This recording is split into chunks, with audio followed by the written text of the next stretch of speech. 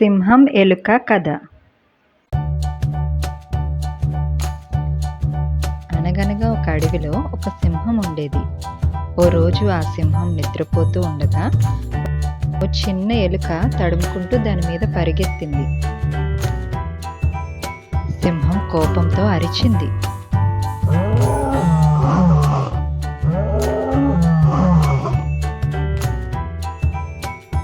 అప్పుడు ఎలుక భయంతో ఇలా అంది, సింహరాజా, నన్ను వదిలేయ్.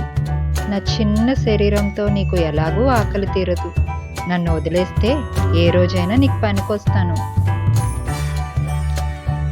ఆ మాటకి సింహం గర్వంతో నవ్వుతూ, నువ్వు నాకేం పనికొస్తావులే కానీ వెళ్ళు అని ఆ ఎలుకను దయతో వదిలేసింది. కొన్ని రోజుల తర్వాత సింహం వేటగాళ్ల వలలో చిక్కుకుంది. తన బలంతో ఎంత ప్రయత్నించినా వల నుంచి బయటపడలేకపోయింది.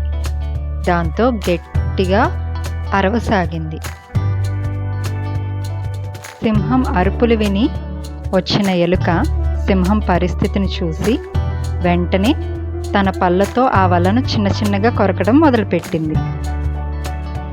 కొద్దిసేపటికి సింహం వలలోంచి బయటపడింది.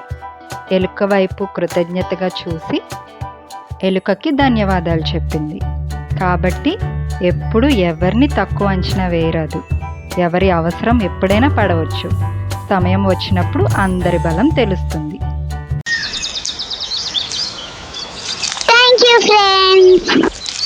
ప్లీజ్ సబ్స్క్రైబ్ చేసుకోండి.